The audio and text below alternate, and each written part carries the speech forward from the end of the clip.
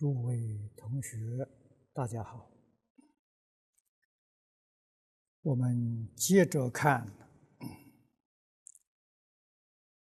积善之方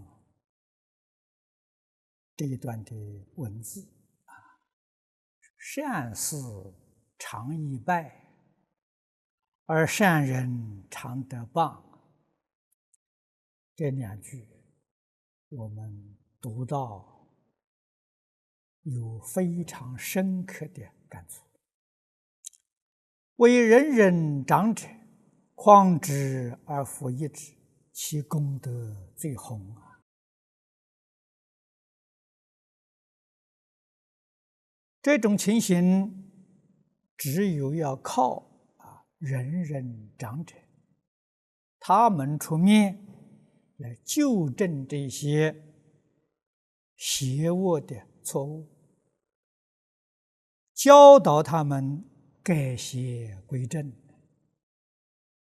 保护帮助善人，使他成立，这个功德是最大的。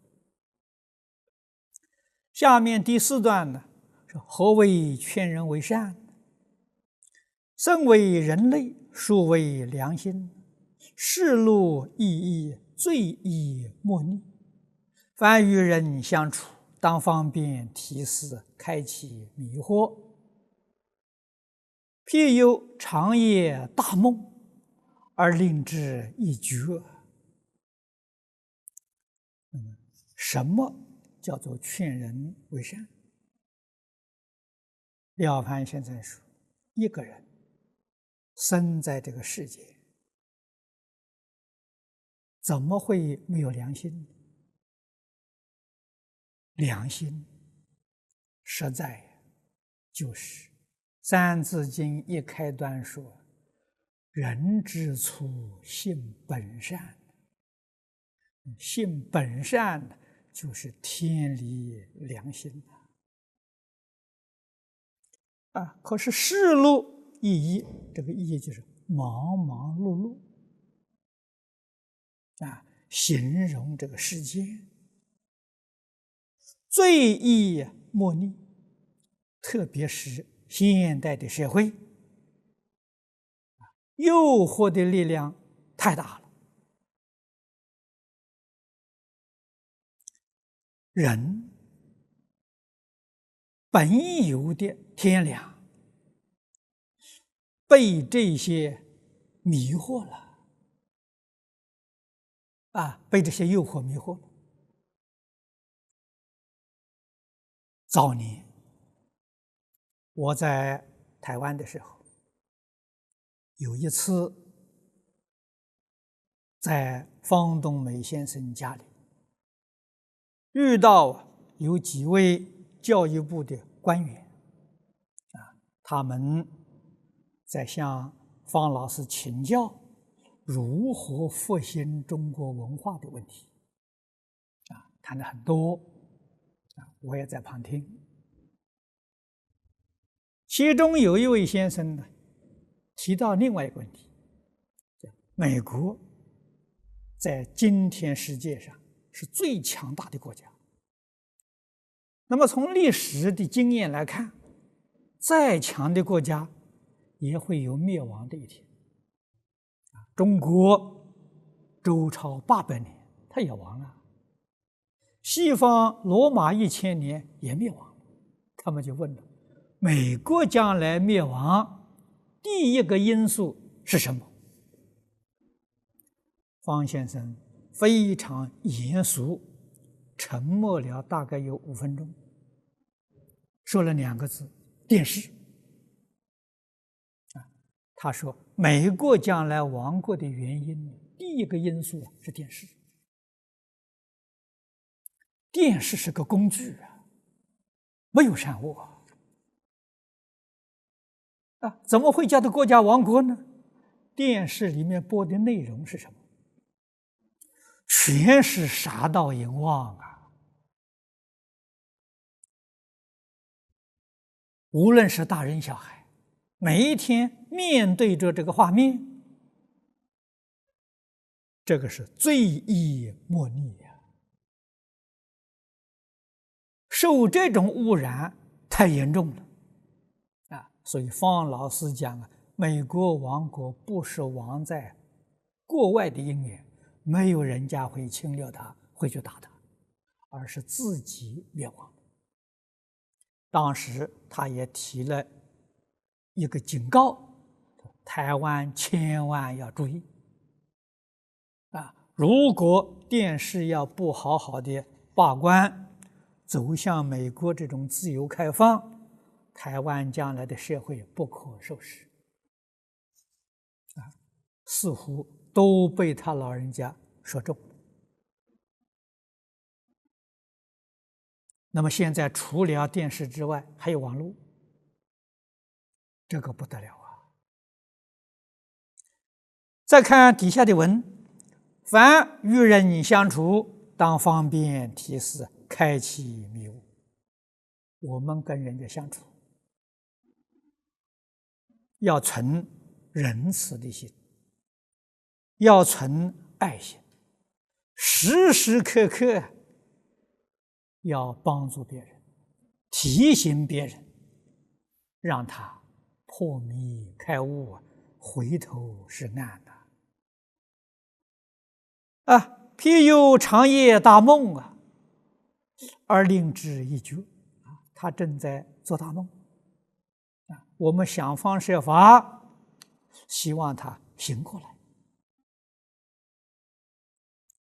譬有久陷烦恼，而拔之清凉，为会罪复。这个复是广博啊，譬如这个人久陷在烦恼，这个是今天社会好像很普遍的。我们怎么样给他一副清凉剂？这个恩惠是最大的。韩愈云：“一时劝人一口啊，百事劝人一书。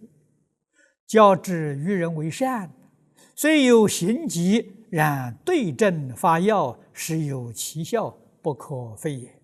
摄言摄人，当反无知。”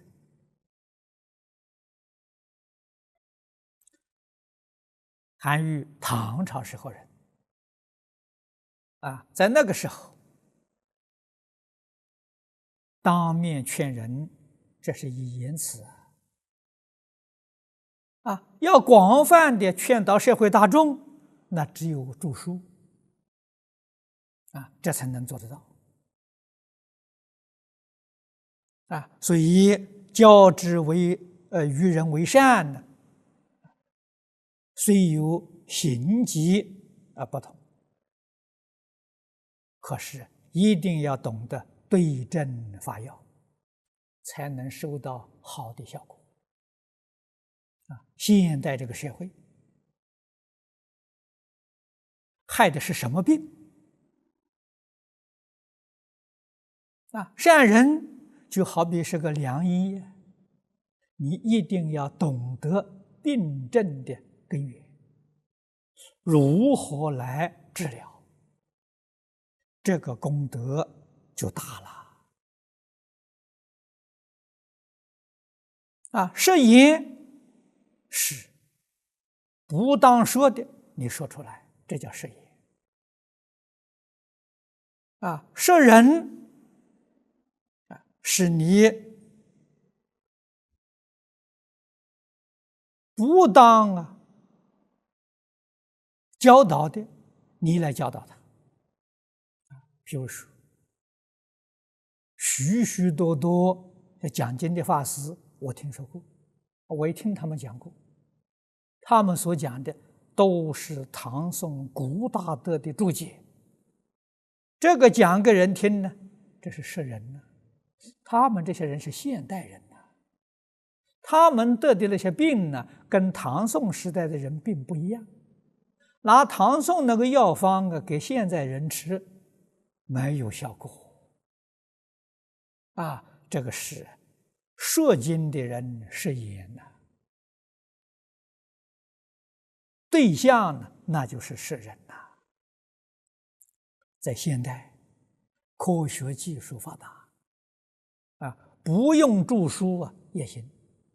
著书在今天效果好像并不是很大，今天效果最大的无过于卫星电视传播，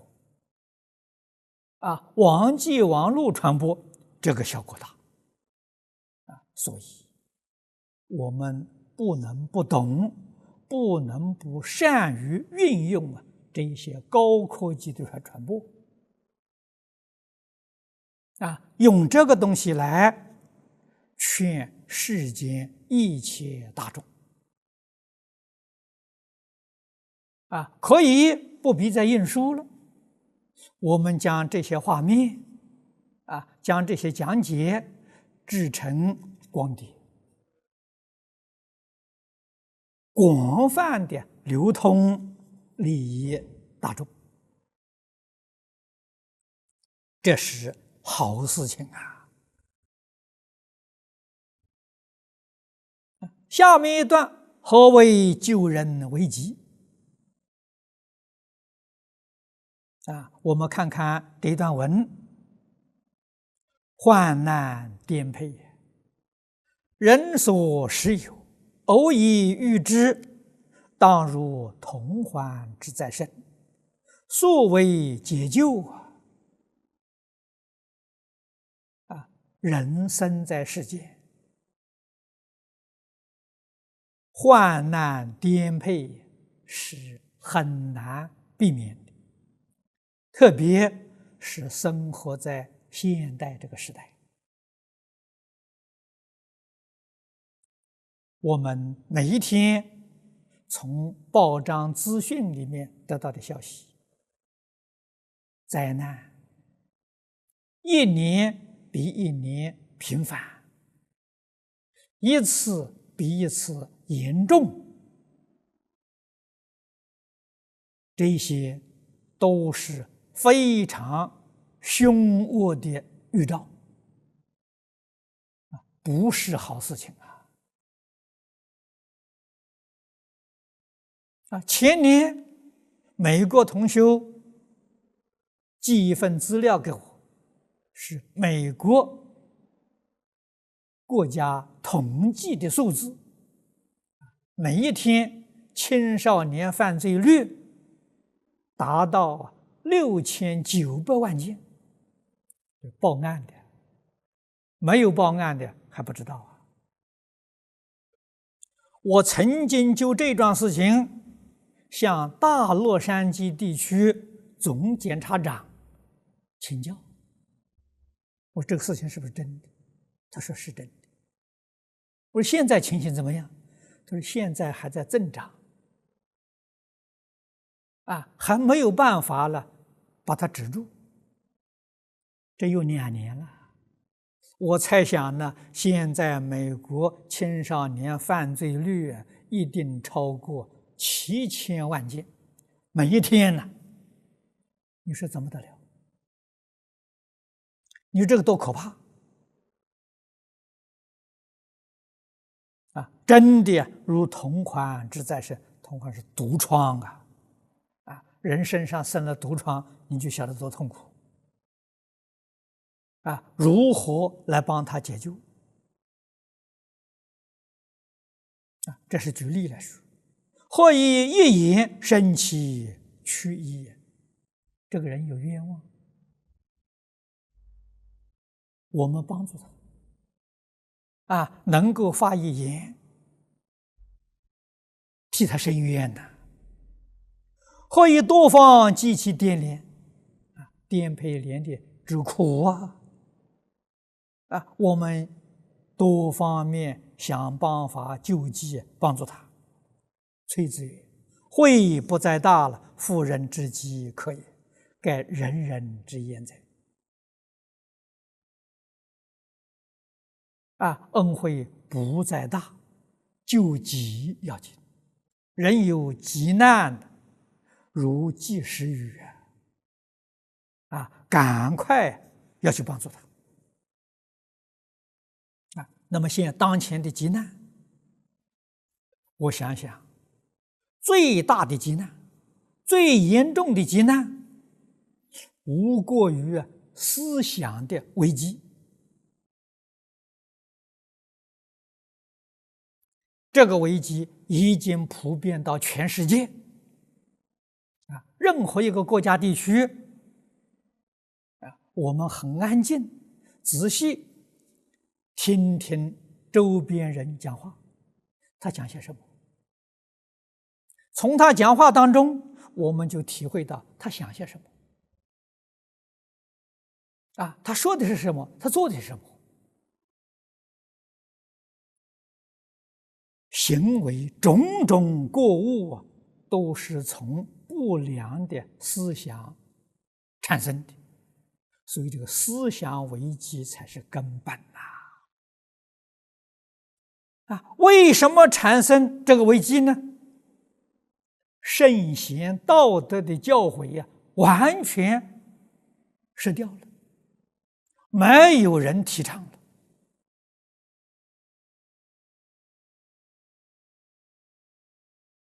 教化众生，教化全世界的众生，最有效果的就是卫星电视跟这个网络传播。那么我们看看电视的内容是什么，网络里的内容是什么，就知道了。电视网络里没有道德，没有仁义的教学只有杀盗淫妄只有争名夺利教人怎么去竞争，怎么去斗争，到最后怎样去战争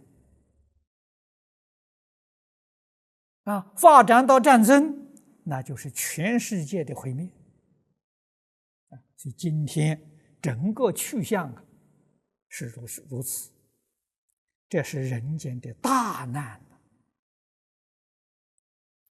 唯有至死仁人能够挽救世界劫运的是哪些人呢？是今天有权力操纵传播工具的人。他有能力毁灭这个世界，他也有能力挽救世界到底这个世界是走向毁灭还是走向挽救，就在他们一念之间。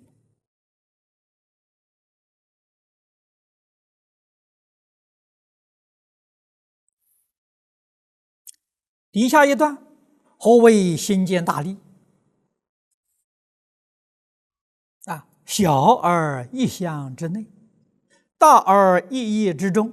这一业是一个城市，凡有利益了，最以心见这是在古时候明朝那个时候那种社会状况之下，或开掘稻水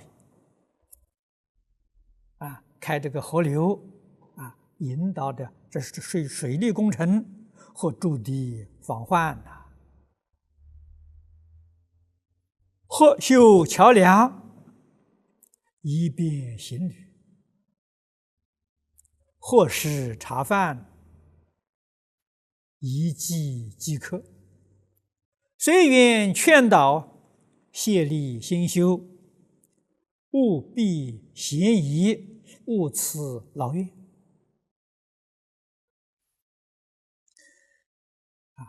我们从过去人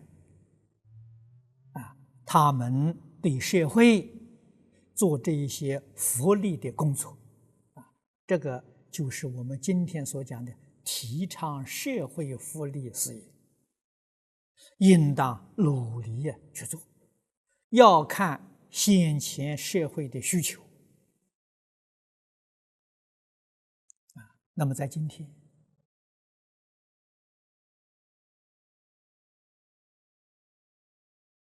社会间最大的大利是伦理道德的教学。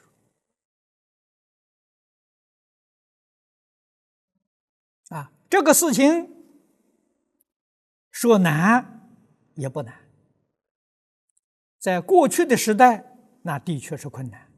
如果社会演变成今天这个现象，真的，诸佛菩萨、神仙都救不了啊，无能为力了。今天谁有力来挽救呢？我刚才说过的，有权利操纵这个卫视、网络，这些人有权利他要运用他的权利，每一天能够用1-2个小时提倡仁义道德，提倡神圣的教诲。我相信这个世界不到1年半年，风气就改变为什么呢？人都有良心可惜没有人唤醒只要有人唤醒，常常在这里讲，他们良心会发现良心发现，回头是岸呢，这是现前最大的利益，没有比这个利益更大了。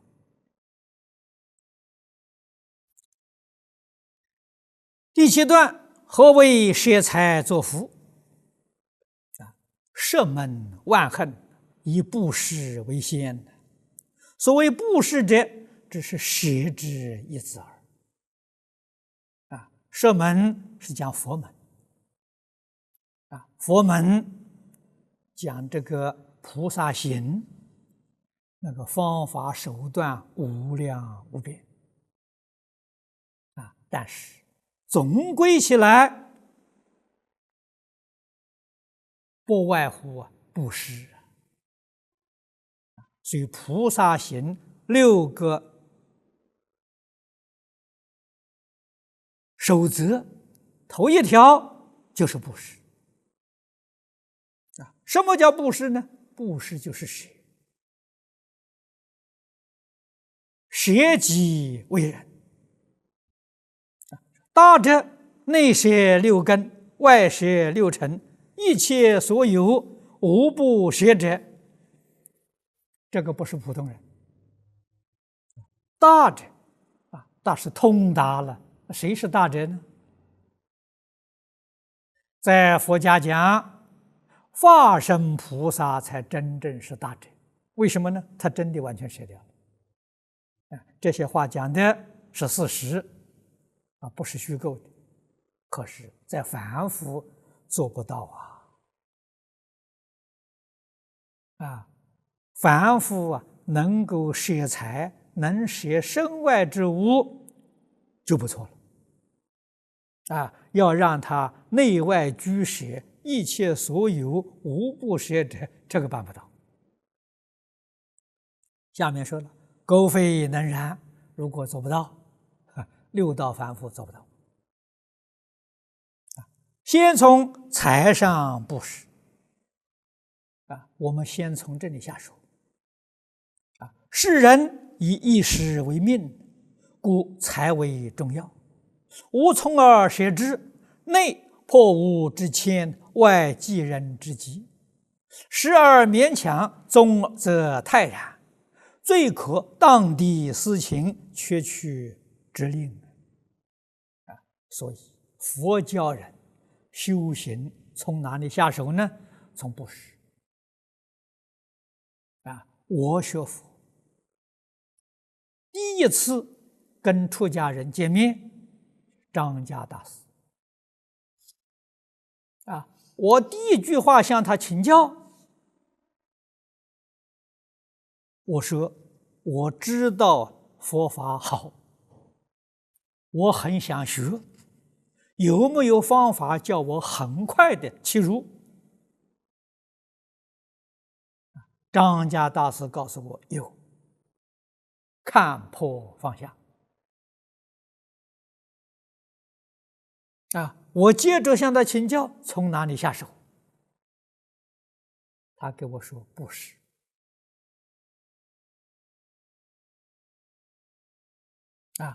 劝我学布施我就真听话了回去就真干所以老师很喜欢我他教我东西，我真做做了果然有效益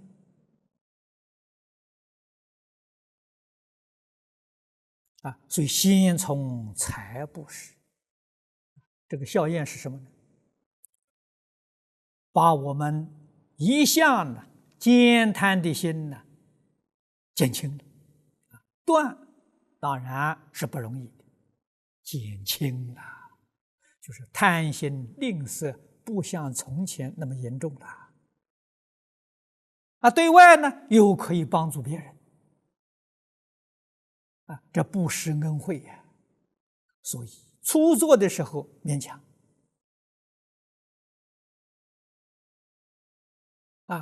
到后来呀就慢做成自然了这个布施勉强，我自己的经验10年了，前10年呢都很勉强10年之后慢慢就成了习惯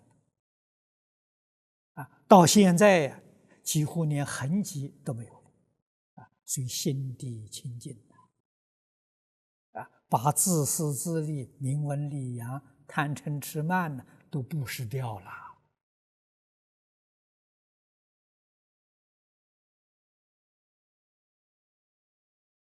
再看下面第8段，何为护持正法？我们说到这里，尤其现在在中国这一条重要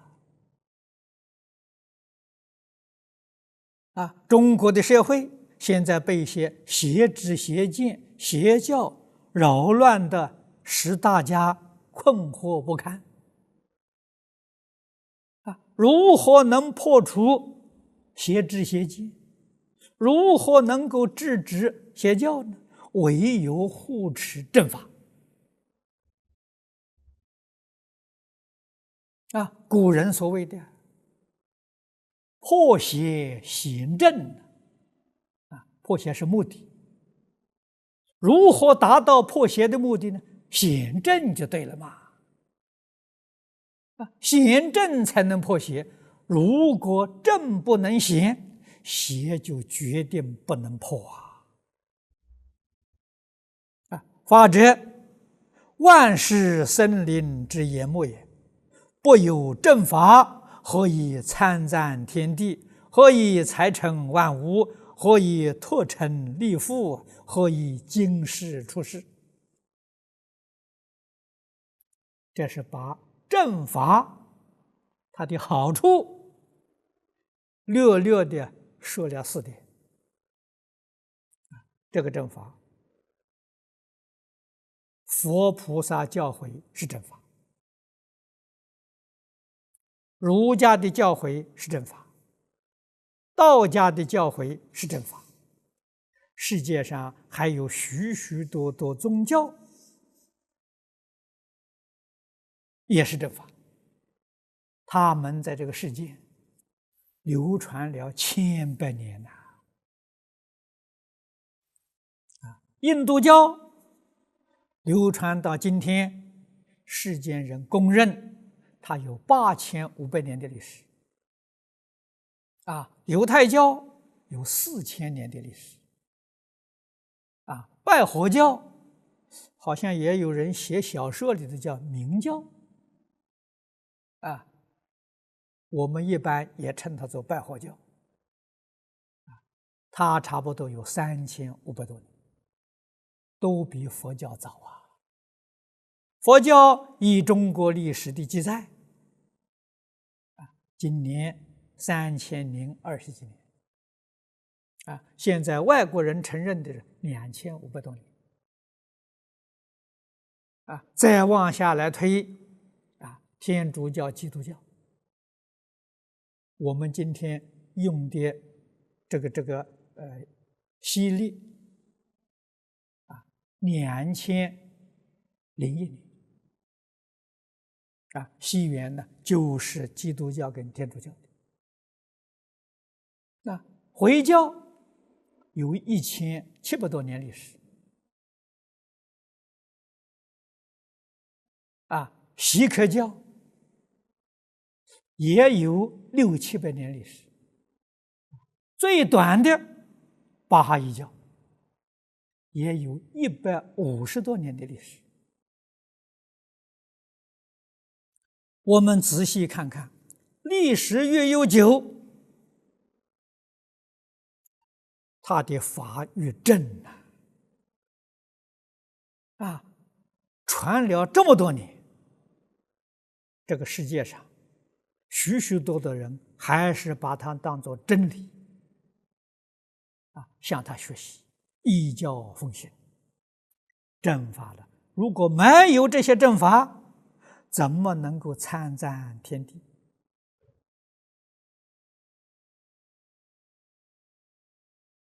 参是参与，赞是帮助。这个就是今天讲的大自然我们怎么能够参赞这些大自然？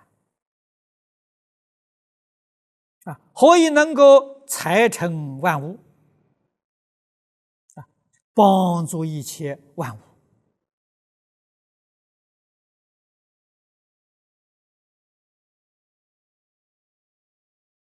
这些都是说的物质文明。下面的2句那是讲的精神文明，何以脱尘立覆超凡入圣，这精神生活。何以经世处世？经营这个世出世法。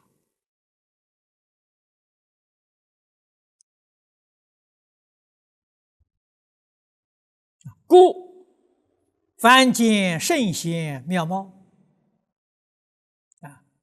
这个庙宇是圣贤弘法利生的场所，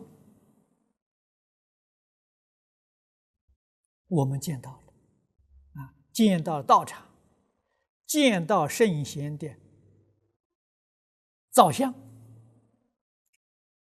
经书典籍，这个我们称为法宝，皆当敬重而修持之。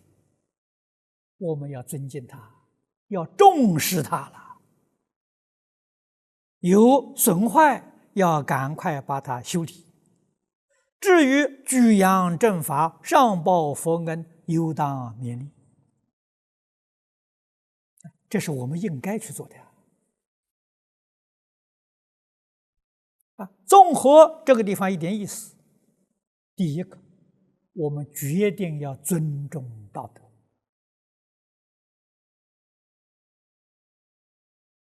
道是人生应当走的堂堂正正的一条大道。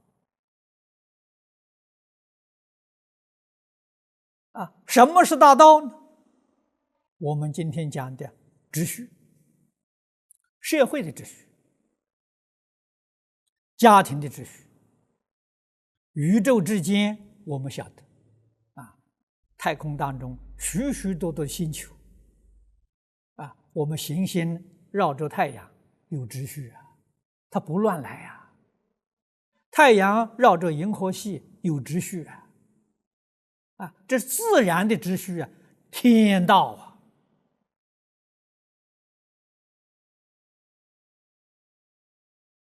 人道跟天道要能合一人道是什么呢？儒家讲的伦常，伦常是人道跟天道合一了。夫妇、父子、兄弟、君臣、朋友，有秩序，一点都不乱呢。就人与人的关系有秩序，它不乱呢，天下太平，社会安定。如果父不父，子不子，君不君，臣不臣，我们的道就失掉了。道失掉了，社会就动乱，天下就不太平。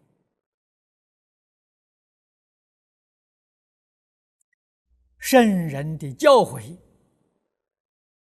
教我们这些道理，如果我们能够把人与人的关系处好，人与天地鬼神的关系处好，人与天地万物的关系处好，参赞天地，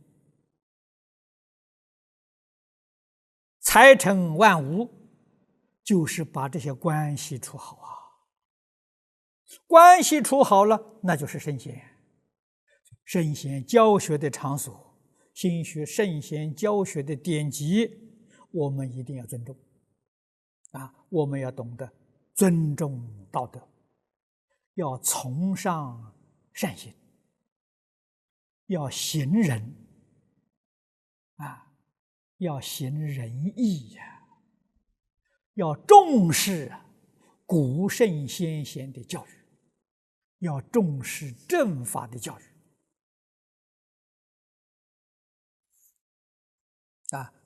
幕后讲犹当勉励，特别是在我们先前这个社会。第9段，何为敬重尊长？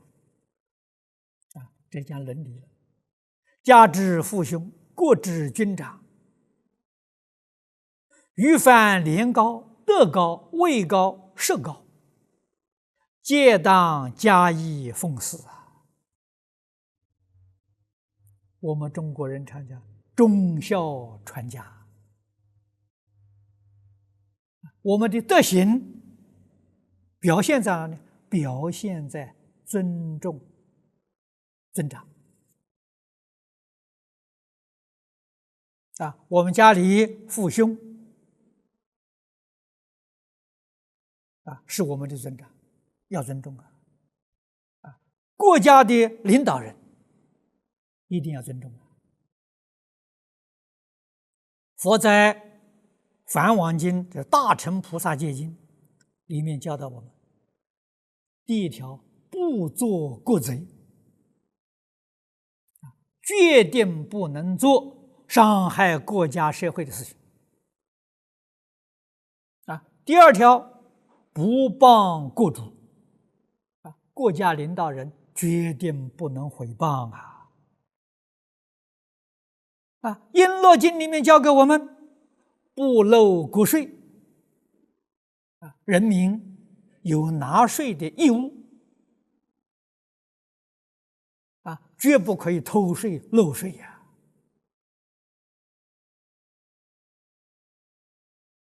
第4条，不犯国制，国制是国家的法律，国家的法律决定不违反。你看看这个4条多么重要！这个4条做到了，就是敬重尊长敬重社会敬重国家了。在家而奉事父母，使深爱婉容，如心如身下气，习以成性，便是和气各天之本。现在家庭已经不教这些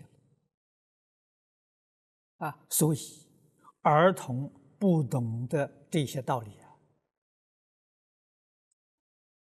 许许多多人说儿女不听话，不听管教，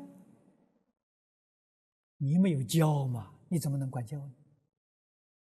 不但你没有教你的父母也没教你所以无量寿经上佛说得好：“先人无知，不舍道德，无有余者，殊怪也。”这句话虽然讲得很柔和，我们听了很难过，很痛心呢。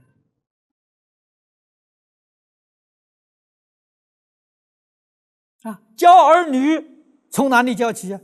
古时候从《弟子规》教起啊，从洒扫应对教起啊。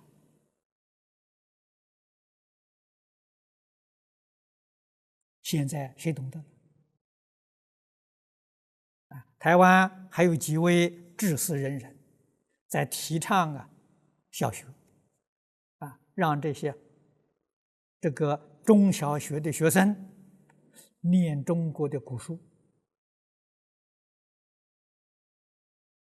很难得，很难得。希望这个提倡能有效果。我们今天在澳洲建立一个小道场，要求所有的出家人学《弟子规》，把这个定作我们第一个课程。要背，要能讲，要能做到。从学做人做起，人都做不好，你怎么能成佛呢？了凡先生这些话全在《弟子规》里头。出尔事君，行一事，勿为君不知而自知也。这个君就是现在我们所讲的领导。无论你在哪个单位，单位领导人就是君。我们做一桩事情，千万不要以为领导人不知道，可以私下胡作妄为，那就错了。行一人，勿为君不知而作威。如果我们惩罚一个人，千万不要认为领导人不知道，我可以任意去欺负人、欺压人，那你就错了。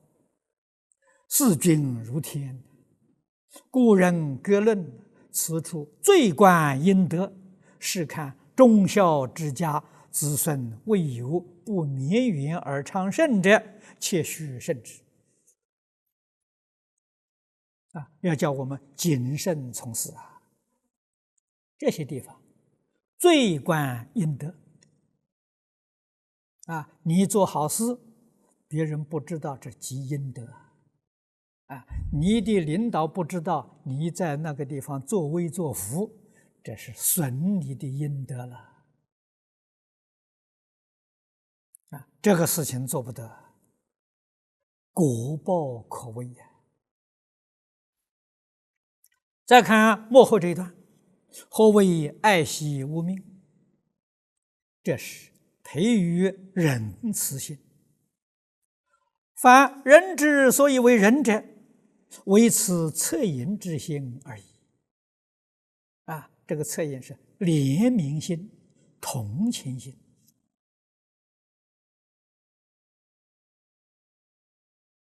人之为人呢，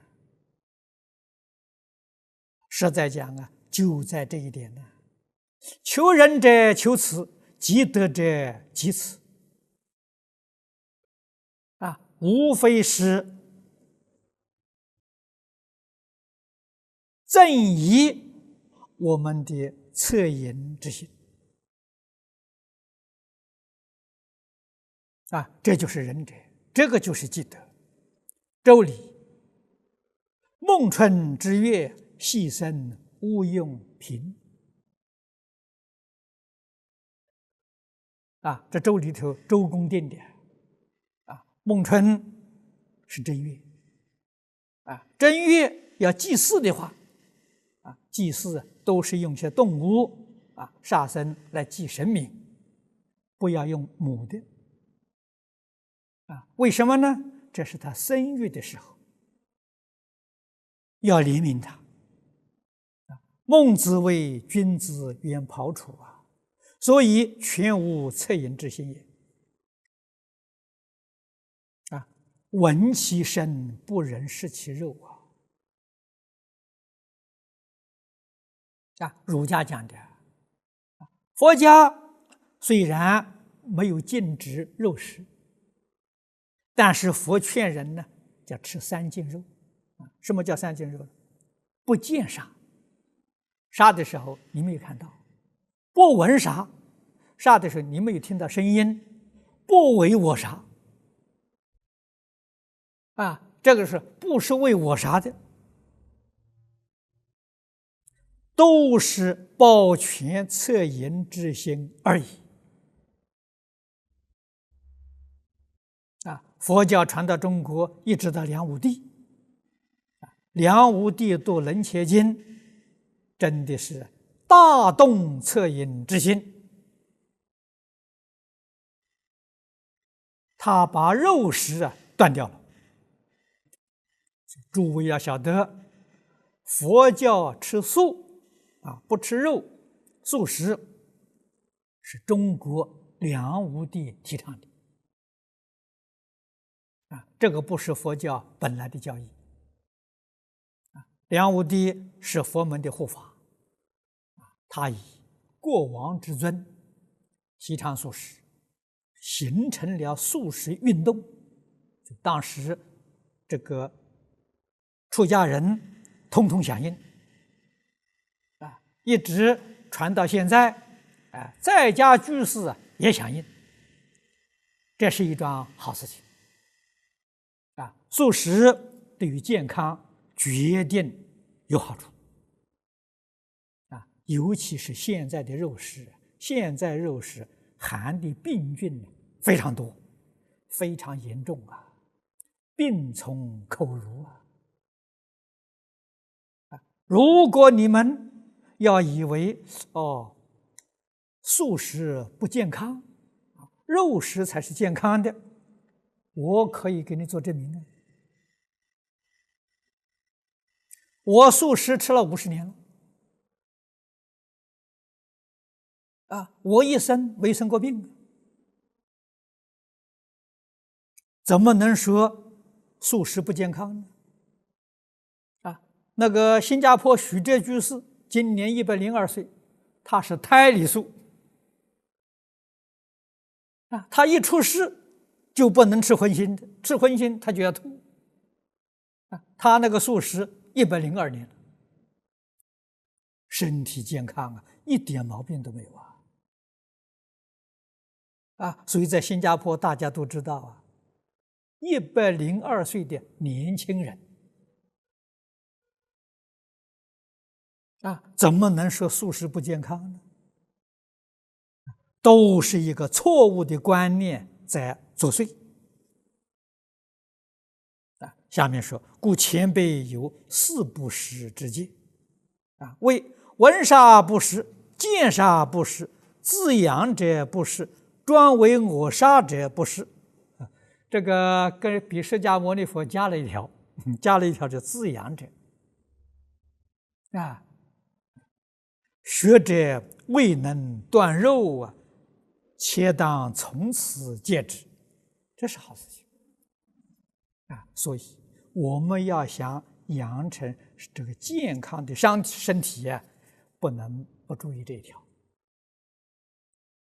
末后这个了凡先生做了一个总结，渐渐增进，慈心增长不特杀生当戒，春冬寒林皆为物命，求思逐简，除地杀虫，念一时之由来，皆杀彼以自护。常常想到这个，我们心里面很难过为了生活没有办法不杀生知道这个道理呢，慈悲心恳切的人，他不穿丝织品为什么呢？看到伤心。你看一件绸缎多少残命多少生命在里头，怎么能忍心穿皮的衣服都是杀生，取它的皮毛不忍心呐！耕地种植，地上许许多多的小虫都死了，我们才得一点粮食我最近在悉尼参观一个农场，是出家人开办的他们把这个蔬菜种在这个塑胶的篮子里面。我就问他为什么不种在地上？种在地上耕地会杀死很多小虫，所以我们种在篮子里面，费的工程大很多，但是不杀生的。我听了的时候很受感动，很难得，这个值得提倡他还是用这个土栽，不过把土放在塑胶篮子里，大的篮子。